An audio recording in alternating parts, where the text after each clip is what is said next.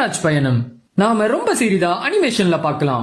முஹம்மது நபி ஸல்லல்லாஹு அலைஹி வஸல்லம் அவர்கள் தாம் சந்தித்த துன்பத்தில் மிக கொடுமையானது அகாபாவின் தாயிஃப் நாளில்தான். தாயிஃபிலிருந்து கர்னசாலிப் என்னும் இடத்தில் அடையும் வரை முஹம்மது நபி ஸல்லல்லாஹு அலைஹி வஸல்லம் அவர்கள் சுயநினைவுக்கு வரவில்லை. அங்கு வந்து சேர்ந்தவுடன் தலையை உயர்த்தினார்கள் முஹம்மது நபி ஸல்லல்லாஹு அலைஹி வஸல்லம் அவர்கள். தாயிஃபின் மக்கள் நபி அவர்களின் போதனையை ஏற்கவில்லை, மாறாக அவரை கல்லால் அடித்து விரட்டினார்கள்.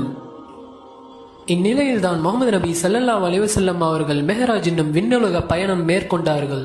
அல்லாஹ் தனது அத்தாட்சிகளை கொடுப்பதற்காக நபி ஸல்லல்லாஹு அலைஹி வஸல்லம் அவர்களை விண்ணுலக பயணத்திற்கு அழைத்தான். ஜிப்ரீல் அலைஹிஸ்ஸலாம் அவர்களை அனுப்பி வைத்தான். ஜிப்ரீல் அலைஹிஸ்ஸலாம் அவர்கள் நபி ஸல்லல்லாஹு அலைஹி வஸல்லம் அவர்களை விண்ணுலக பயணத்திற்கு அழைத்துச் சென்றார்கள். முஹம்மது நபி ஸல்லல்லாஹு அலைஹி வஸல்லம் அவர்கள் கூறினார்கள், அவர்கள் புராக் என்னும் மின்னல் வேக வாகனம் ஒன்று என்னிடம் கொண்டு வரப்பட்டது என்று. புராக் வாகனமானது வெள்ளை நிறம் கொண்ட ஒரு மிருகமாகும். அது கழுதையை விட பெரியதாகவும் கோவேரி கழுதையை விட சிறியதாகவும் இருந்தது. அதன் கண்கள் எதை பார்க்கிறதோ அதன் தூரத்தை அவ்வப்போதே கடந்துவிடும். அது மின்னல் வேகத்தில் செல்லக்கூடிய விலங்காக இருந்தது. அந்த விலங்கின் மீது நபி ஸல்லல்லாஹு அலைஹி வஸல்லம் அவர்கள் ஏறிக்கொண்டார்கள். அல்லாஹ் மிக பரிசுத்தமானவன். அவன் தன் பயத்துல் ஹராமிலிருந்து தொலைவில் இருக்கும் மஜிதுல் அக்ஸாவிற்கு ஓரிரவில் அழைத்துச் சென்றான். அல் குர்ஆன் அத்தியாயம் 17:1. அப்பொழுது அல்லாஹ் நபி ஸல்லல்லாஹு அலைஹி வஸல்லம் அவர்களின் மூலம் மஸ்ஜிதுல் அக்ஸாவை புனிதப்படுத்தினான். நபி ஸல்லல்லாஹு அலைஹி வஸல்லம் அவர்கள் மஸ்ஜிதுல் அக்ஸாவில் தொழுது கொண்டார்கள். பின்னர் அவர்கள் சொர்க்கத்திற்கு பயணித்தார்கள்.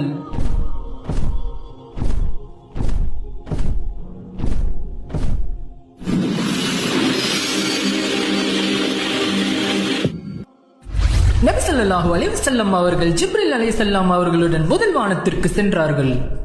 ஜிப்ரீல் அலைஹிஸ்ஸலாம் அவர்கள் வாயிலின் காவலாளியிடம் வாசலை திறக்குமாறு கூறினார்கள். வாயிலின் காவலாளர் யாரது என்று கேட்டார்கள். அதற்கு அவர்கள் ஜிப்ரீல் என்று கூறினார்கள். மேலும் உன்னுடன் யார் வருகை புரிந்திருக்கிறார் என்று கேட்டார்கள். அதற்கு அவர் முஹம்மது என்று பதில் அளித்தார்கள். அவர் அழைக்கப்பட்டாரா என்று கேட்டார்கள். அதற்கு ஆம் என்றார்கள். கதவுகள் திறக்கப்பட்டது. நபி ஸல்லல்லாஹு அலைஹி வஸல்லம் அவர்கள் வரவேற்கப்பட்டார். உங்களது வரவு நல்வரவாகட்டும் என்று கூறப்பட்டது.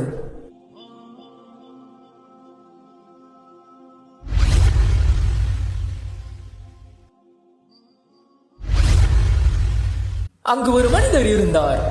அவர்கள் வலதுபுறத்தில் பார்க்கும்போது சிரித்துக் கொண்டும் இடதுபுறத்தில் பார்க்கும்போது அழுது கொண்டு இருந்தார்கள். நபி ஸல்லல்லாஹு அலைஹி வஸல்லம் அவர்கள் ஜிப்ரீல் அலைஹிஸ்ஸலாம் அவர்களிடம் இது யார் என்று கேட்டார்கள்.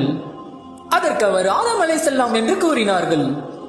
ஆதம் அலைஹிஸ்ஸலாம் அவர்களின் வலதுபுறத்தில் சொர்க்கவாசிகளும் இடதுபுறத்தில் நரகவாசிகளும் இருந்தார்கள்.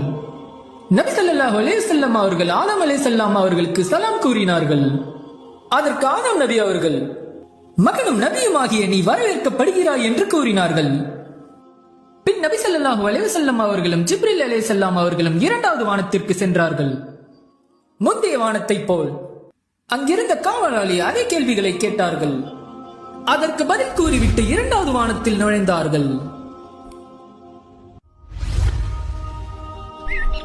பின் அவர்கள் இருவரும் ஈசா அலைஹிஸ்ஸலாம் மற்றும் யஹ்யா அலைஹிஸ்ஸலாம் அவர்களிடம் சென்றார்கள். பின் அவர்களுக்கு சலாம் கூறினார்கள். அவர்கள் இருவரும் சகோதரரும் நபியுமாகிய உங்களுடைய வரவு நல்வரவாகட்டும் என்று கூறினார்கள். பின் நபி ஸல்லல்லாஹு அலைஹி வஸல்லம் அவர்களும் ஜிப்ரீல் அலைஹிஸ்ஸலாம் அவர்களும் மூன்றாவது வானத்திற்கு சென்றார்கள். முந்தைய வானத்தை போல் அங்கிருந்த காவலாளி அதே கேள்விகளை கேட்டார்கள். அதற்கு பதில் கூறிவிட்டு மூன்றாவது வானத்தில் நுழைந்தார்கள்.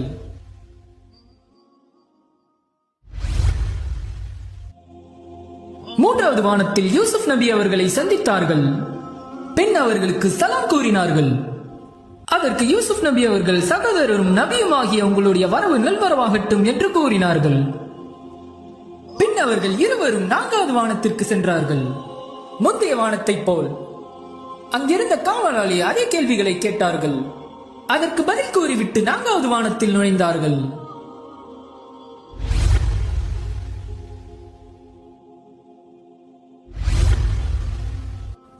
நான்காவது வானத்தில் இத்ரிஸ் நபி அவர்களை சந்தித்தார்கள். பின் அவர்களுக்கு சலாம் கூறினார்கள். அவர்கள் சகோதரரும் நபியுமாகிய உங்களுடைய வரவு நல்வரவாகட்டும் என்று பதிலளித்தார்கள்.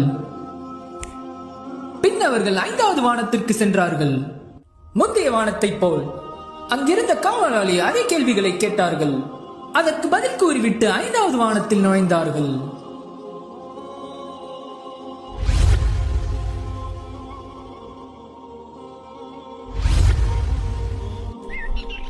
ஐந்தாவது வானத்தில் ஹாரூன் அலைஹிஸ்ஸலாம் அவர்களை சந்தித்தார்கள். பின் அவர்களுக்கு சலாம் கூறினார்கள். அவர்கள் சகோதரரும் நபியுமாகிய உங்களுடைய வரவு நல்வரவாகட்டும் என்று பதிலளித்தார்கள். பின் அவர்கள் இருவரும் 6வது வானத்திற்கு சென்றார்கள். முந்தைய வானத்தைப் போல் அங்கிருந்த காவலாளி அதே கேள்விகளை கேட்டார்கள். அதற்கு பதில் கூறிவிட்டு 6வது வானத்தில் நுழைந்தார்கள்.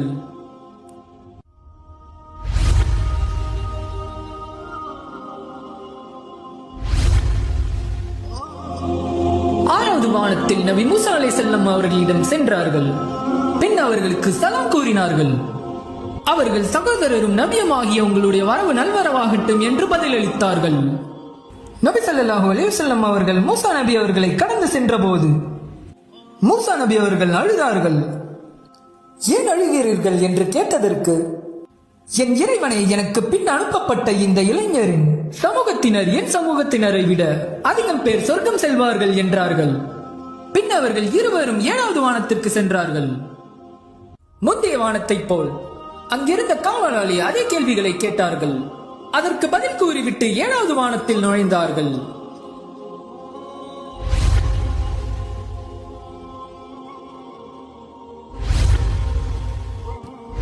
ஏழாவது வானத்தில் நபி இப்ராஹிம் அலைஹிஸ்ஸலாம் அவர்களிடம் சென்றார்கள்.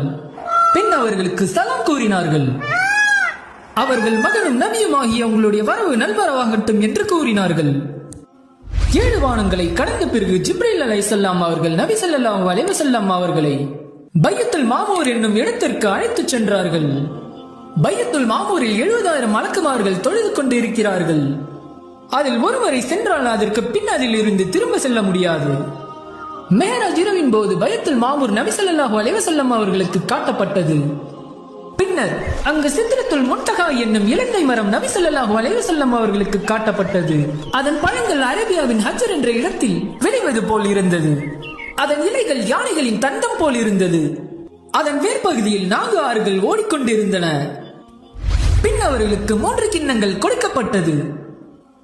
அதில் ஒன்று பால், மற்றொன்று தேன். 3வது கிண்ணத்தில் திராட்சை மது இருந்தது. நபி ஸல்லல்லாஹு அலைஹி வஸல்லம் அவர்கள் பால் கிண்ணத்தை அருந்தினார்கள். நீங்களும் உங்களை பின்பற்றியவரும் நேர்வழியில் இருப்பீர்கள் என்று கூறப்பட்டது. பின் நபி ஸல்லல்லாஹு அலைஹி வஸல்லம் அவர்கள் அல்லாஹ்விடம் சென்றார்கள். அப்பொழுது நபி ஸல்லல்லாஹு அலைஹி வஸல்லம் அவர்கள் ஜிப்ரீல் அலைஹிஸ்ஸலாம் அவர்களுக்கு 600 ரெக்கைகள் இருக்க கண்டார்கள். சர்வ வல்லமையும் ஆற்றலும் மிக்க இறைவன் வில்லின் இருமுனை அளவு அல்லது அதை விட அருகில் நபி ஸல்லல்லாஹு அலைஹி வஸல்லம் அவர்களை நெருங்கி வந்தான். நபி ஸல்லல்லாஹு அலைஹி வஸல்லம் அவர்கள் அல்லாஹ்வின் உருவத்தை காணவில்லை, அல்லாஹ்வின் ஒளியை மட்டுமே பார்த்தார்கள். 5 வேளை தொழுகை மக்களுக்கு நபி ஸல்லல்லாஹு அலைஹி வஸல்லம் அவர்களின் மூலம் அல்லாஹ் நிறைவேற்றினான். நான் என் அடியார்களுக்கு 50லிருந்து 5ஆக குறைத்து லேசாக்கிவிட்டேன். ஒரு நற்செயலுக்கு 10 நன்மைகள் வழங்கப்படும் என்று அறிவிக்கப்பட்டது.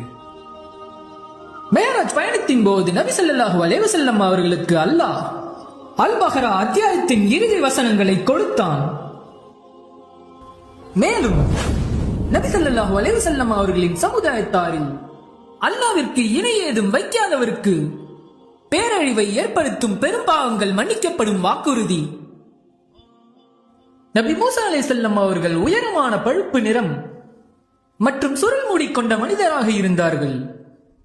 ஈசா நபி அவர்கள் நடுத்தர உயரமும் மீதமான நிறமும் சிவப்பு மற்றும் வெள்ளை நிறங்களில் காட்சியளித்தார்கள்.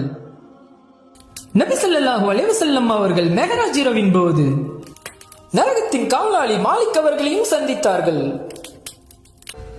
நபி ஸல்லல்லாஹு அலைஹி வஸல்லம் அவர்கள் மெஹராஜ் இரவின் போது சொர்க்கம் மற்றும் நரகத்தை கண்டார்கள். நபி ஸல்லல்லாஹு அலைஹி வஸல்லம் அவர்கள் சொர்க்கத்தை காணும் போது அதில் அதிகமானோர் ஏழைகளை கண்டார்கள். நபி ஸல்லல்லாஹு அலைஹி வஸல்லம் அவர்கள் நரகத்தை காணும் போது அதில் அதிகமானோர் பெண்களை கண்டார்கள். இவ்வாறு நபி ஸல்லல்லாஹு அலைஹி வஸல்லம் அவர்களின் பாக்கியம் பெற்ற இரவு ஒரு மகத்தான இரவாக அமைந்தது.